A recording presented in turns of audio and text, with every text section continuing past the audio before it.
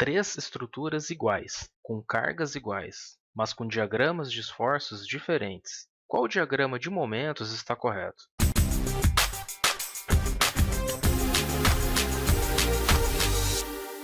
Olá, pessoal! Neste vídeo falaremos sobre lajes rebaixadas e alguns conceitos sobre torção. Devemos tomar alguns cuidados em lajes rebaixadas. O detalhamento da estrutura ele precisa ser coerente com o modelo que foi adotado. As estruturas se comportam como elas foram detalhadas e não dimensionadas. Essa é uma frase do livro do Montoya e eu citei ela aqui porque tem tudo a ver com esse assunto, conforme nós veremos a seguir. As condições de contorno das lajes elas alteram a distribuição de esforços e, consequentemente, as deformações e as armaduras necessárias. Imaginem uma estrutura como essa. Pode ser, por exemplo, uma marquise ou o beiral de uma laje de um pavimento. Existe um rebaixo na laje que confere um desnível entre os elementos. Essa estrutura ela pode apresentar dois esquemas estáticos diferentes, dependendo das condições de contorno que forem impostas no modelo. No esquema A, estamos considerando a condição natural de uma estrutura monolítica, ou seja, existe continuidade entre os esforços, mesmo com um desnível entre os elementos. No esquema B, está sendo considerado que a laje rebaixada se engasta na viga, sem considerar a continuidade com a laje adjacente. É como se as duas lajes fossem independentes. Agora imaginem essa outra estrutura, usual em floreiras e varandas. Se essa viga externa tiver uma rigidez muito baixa, ela na realidade fica pendurada nessa laje rebaixada, virando uma carga concentrada na ponta da laje. Nessas condições, teremos os mesmos esquemas estáticos da outra estrutura, A e B. É importante eu perceber aqui o seguinte, o esquema B ele só é possível se a viga do apoio possuir rigidez da torção. Lembre-se que a somatória dos momentos fletores em um nó precisa ser zero. Então, esse momento fletor da laje é equilibrado por um momento torsor na viga. Muito bem, ainda na estrutura 2, existe um terceiro esquema estático possível, que é o esquema C. Nesse esquema, a viga externa ela possui rigidez suficiente para servir de apoio à laje rebaixada. Aqui também as lajes funcionam como se fossem independentes, mas sem aplicar torção na viga de apoio intermediária. Certo, temos três esquemas estáticos possíveis. Como seria o arranjo de armadura para cada esquema? No esquema A, uma opção é adotar uma armadura em laço, traspassando com a armadura superior da laje adjacente. Dessa forma, garantimos a continuidade dos esforços. No esquema B, podemos adotar uma armadura em laço, mas traspassando com um estribo especial de torção, dentro da viga de apoio. E por fim, no esquema C, as armaduras negativas dessas lajes seriam armaduras mínimas para combate à fissuração, uma vez que não temos momento negativo nessas regiões. E dentro dessas três possibilidades, a única que o TQS detalha de forma automática é o esquema C. Percebam o seguinte, o esquema estático padrão do TQS é o A, mas ele faria o detalhamento de acordo com o esquema C. Qual o resultado? Dependendo da magnitude desses esforços, a estrutura até pode encontrar um ponto de equilíbrio, através da redistribuição de esforços, podendo causar fissuras e deformações excessivas. Caso a estrutura ela não encontre um ponto de equilíbrio, ela pode inclusive entrar em colapso. Para o equilíbrio do esquema B da estrutura anterior, é necessário que a viga tenha rigidez da torção. Vamos relembrar alguns conceitos básicos sobre torção. A torção ela pode ser dividida em duas categorias, torção de equilíbrio e torção de compatibilidade. A torção de equilíbrio é aquela necessária para a estabilidade da estrutura. Se a viga não tiver rigidez da torção, a estrutura pode entrar em colapso. Um exemplo comum dessa situação é uma marquise engastada em uma viga, sem laje adjacente. A torção de compatibilidade é aquela que surge para compatibilizar deslocamentos. Se a viga não tiver rigidez da torção, a estrutura não entra em colapso, porque é possível equilibrar o sistema através da redistribuição de esforços. Uma laje apoiada sobre uma viga de borda é o exemplo mais comum. A laje, ao tentar girar, ela aplica um momento de torção na viga, que tende a girar também, sendo impedida pela rigidez da flexão dos pilares. Surgem então momentos torsores solicitantes na viga e momentos fletores nos pilares. Quando a rigidez da torção da viga é baixa, a viga fissura e gira, permitindo o giro da laje também. Ocorre então uma compatibilização entre os deslocamentos da viga e da laje, e como consequência, os momentos torsores da viga diminuem e podem ser desprezados. Existem ainda vigas que ficam numa situação intermediária, ou seja, a torção não é necessariamente obrigatória para o equilíbrio, mas em trechos localizados ela precisa possuir uma determinada capacidade de adaptação plástica à torção. A norma estabelece essa condição na seção 17. Imagine uma viga apoiada em um pilar, recebendo outra viga próxima desse encontro. A viga que se apoia tende a girar a viga que recebe, mas o giro é impedido pelo pilar, que está muito próximo dessa ligação. Próximo quanto? Bom, a norma estabelece essa relação de 2H. Então, entre esse cruzamento e o pilar, pode ocorrer uma deformação plástica no concreto, e nesse trecho a viga precisa ter capacidade para se adaptar a essa deformação. Deformação plástica é quando o material submetido a uma determinada tensão se deforma permanentemente, mantendo a deformação mesmo quando o carregamento é retirado. Embora o concreto atinja a ruptura com uma deformação plástica de 3,5 por mil, a partir de 2 por mil ele já se encontra em um estado plástico. Então, para o concreto armado, dizer que um elemento tem capacidade de adaptação plástica significa dizer que esse elemento ele pode sofrer uma deformação plástica sem, contudo, afetar a sua integridade estrutural. Na prática, a peça fissura, perde rigidez e então redistribui os esforços, o que é inclusive uma característica do concreto armado. Então, qual diagrama está correto? Os três podem estar corretos, depende das condições de contorno da estrutura. O TQS e qualquer outro software de análise estrutural permite que você manipule as condições de contorno da estrutura. O que é uma condição de contorno? De forma simplificada, é a vinculação entre os elementos. No TQS, as condições de contorno de lajes são definidas pelo comando lajes vincular. Com esse comando, eu posso definir qual é a vinculação que eu quero estabelecer entre o apoio e uma laje, ou entre duas lajes adjacentes. As opções são as seguintes. Livre, nesse caso, a laje ela não se apoia na viga. Nenhuma carga da laje é transferida para o bordo definido com essa condição de contorno.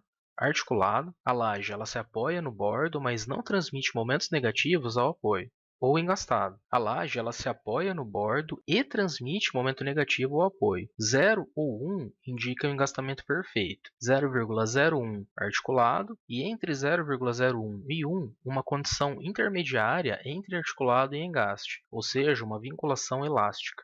Na situação A, nenhuma vinculação foi imposta. O TQS assume que os elementos são contínuos, independente de existir um desnível entre as lajes. Essa condição de contorno é representada por uma linha contínua. Na situação B, a laje rebaixada ela foi engastada na viga, mas sem considerar a continuidade com a laje adjacente. E esse é o conceito importante. No TQS, as vinculações elas podem ser independentes, definidas em cada lado da viga. De um lado, a laje é engastada, mas do outro, a laje está articulada na viga. A condição de engastamento é representada por duas linhas contínuas, e a de articulação é representada por uma linha tracejada. E na situação C, a laje L9 ela foi considerada apoiada nas vigas, mas sem continuidade com a laje L7, ou seja, as duas lajes estão articuladas no apoio. Essa condição de articulação ela será representada pelas linhas tracejadas.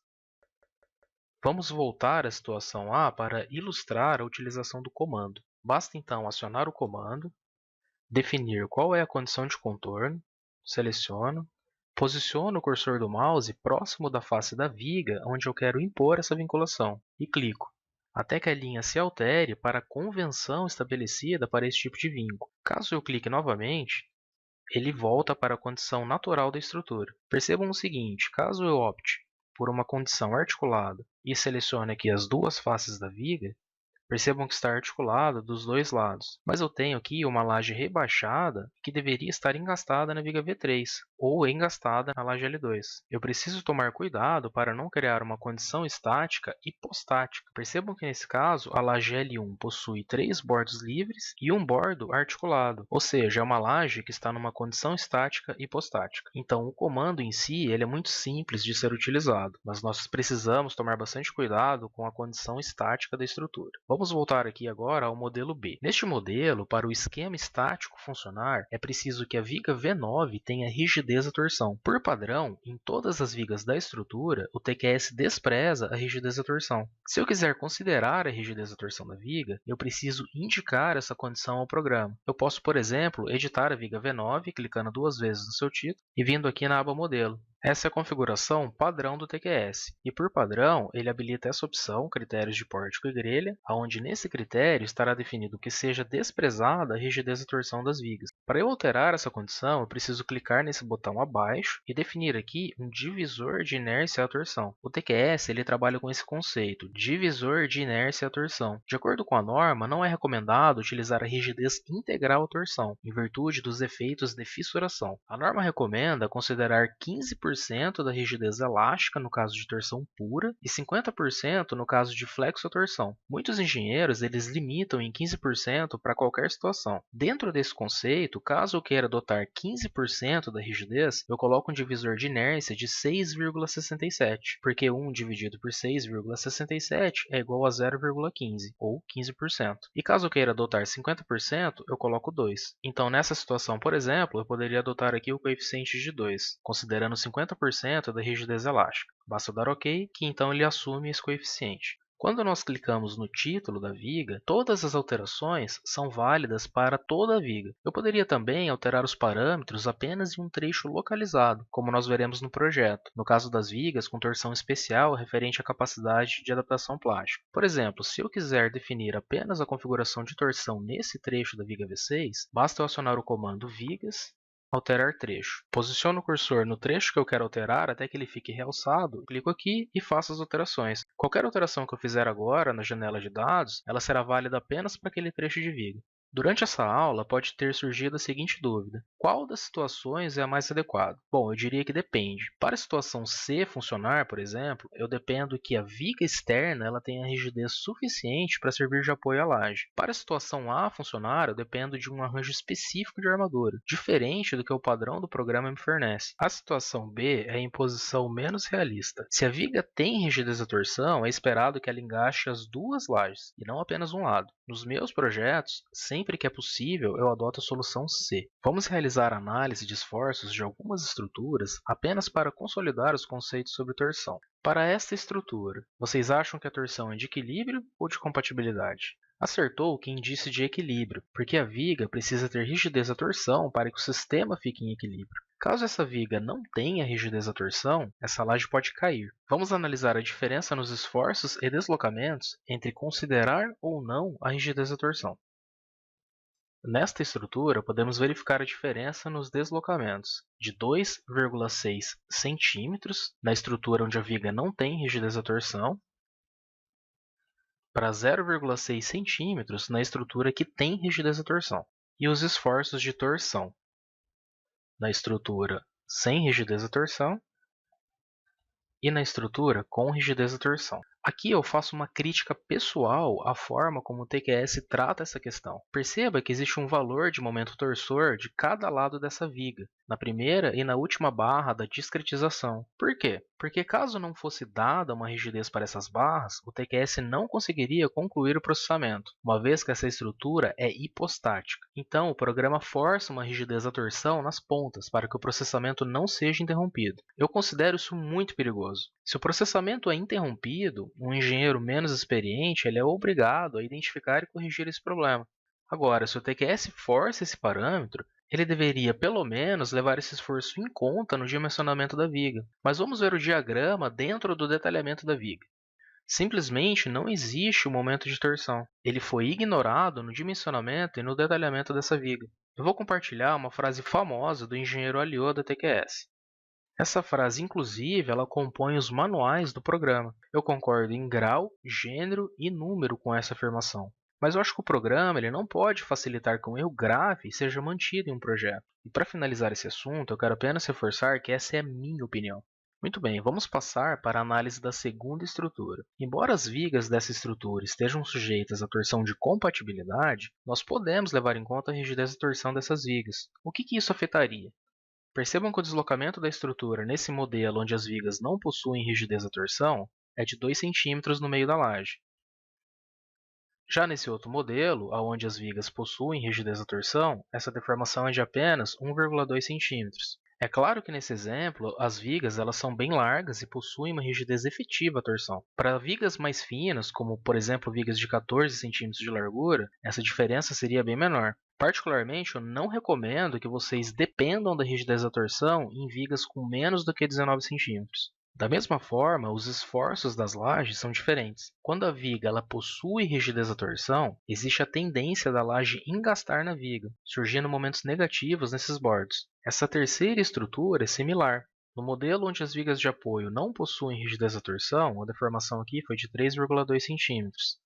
E no modelo onde as vigas de apoio possuem rigidez da torção, o deslocamento é menor, de 2,6 centímetros. E no modelo onde as vigas possuem rigidez da torção, também existe essa tendência de engastamento. E no modelo sem a rigidez da torção, esse momento é mínimo, praticamente desprezível. E por fim, temos esse modelo, onde existe aquela situação intermediária entre equilíbrio e compatibilidade. Percebam que essa viga V21 se apoia nas vigas V17 e V18, próximo de seus apoios. Então, a viga V21 tende a girar as vigas V17 e V18, mas esse giro é impedido pela rigidez do pilar, que está próximo desse encontro. Nessa situação, precisamos garantir que esse trecho das vigas entre a viga V21 e os pilares possua capacidade de adaptação plástica. O TQS ele emite um aviso sobre esse item da norma, através do comando modelo consistência da planta. Então percebam aqui que é feito esse alerta. Então, para eu atender esse item da norma, nós precisamos fazer o seguinte. Nós vamos acionar o comando vigas, alterar viga, alterar trecho, e vamos selecionar esse trecho específico que está sujeito a esse tipo de torção. Basta nós clicarmos aqui, e aqui na aba detalhamento, nós vamos marcar sim nessa opção capacidade de adaptação plástica. Basta marcar sim. Opcionalmente, nós podemos também considerar na aba modelo um divisor aqui de inércia-torção de, por exemplo, 10, e damos OK. Vamos fazer isso também para o trecho de baixo. Detalhamento, sim. E na aba modelo, divisor de inércia à torção, vamos colocar 10. Por que 10? Bom, esse é um parâmetro interno do nosso escritório. E com isso, se eu repetir o comando modelo consistência da planta, agora o TQS não emite mais aquele aviso. Significa que eu estou atendendo esse item da norma. Muito bem, consolidados esses conceitos, vamos voltar ao nosso projeto e definir esses parâmetros aonde for necessário.